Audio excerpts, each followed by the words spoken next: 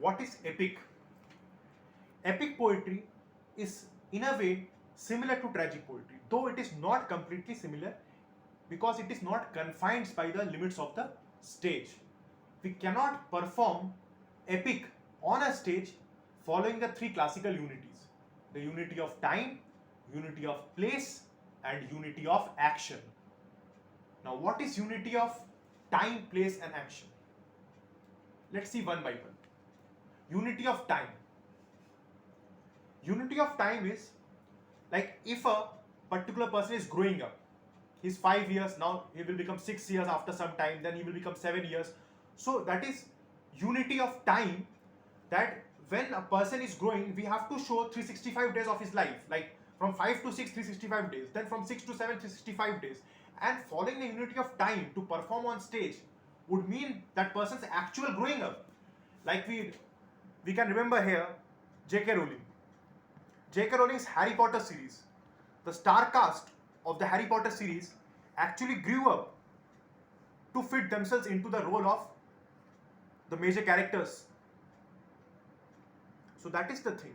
Following the unity of time, it becomes very difficult to perform on stage. Then comes unity of place. Unity of place, we all know Shakespeare's As You Like It, the romantic comedy, the famous romantic comedy of Shakespeare, As You Like It. Shakespeare does not follow the unity of place in his romantic comedy As You Like It. Why am I saying so? If you remember the scene of Forest of Arden, where Duke Senior, that is Rosalind's father and the brother of Duke Frederick, enjoys a hearty feast on a large dining table in the Forest of Arden.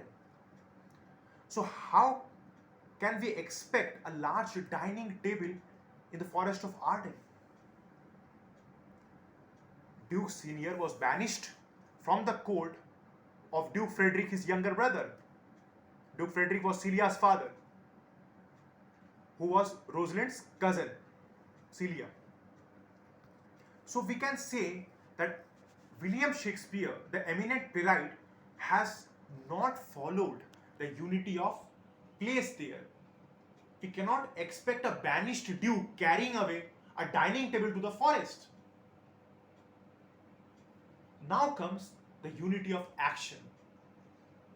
William Shakespeare's famous tragedy, Hamlet, the Prince of Denmark, always is in two minds. We can say his thoughts and actions don't tally with each other.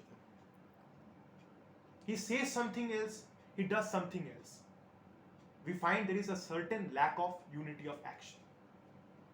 That is what T.S. Eliot points out in his prominent essay, Hamlet and His Problem. T.S. Eliot considers William Shakespeare's Hamlet as an artistic failure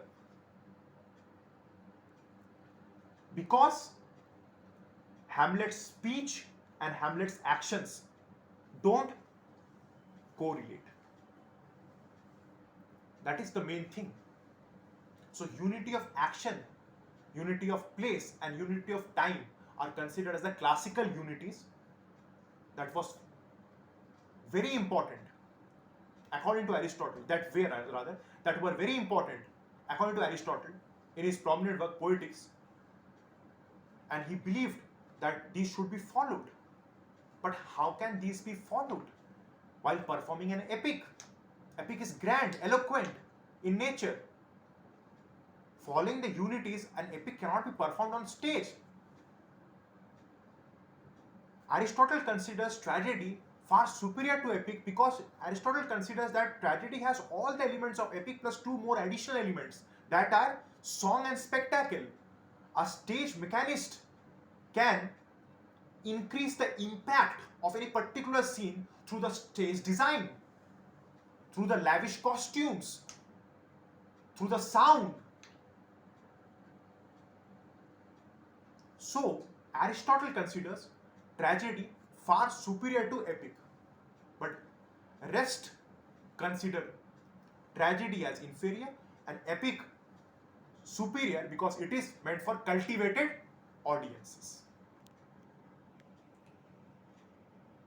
song or music always adds on to any scene.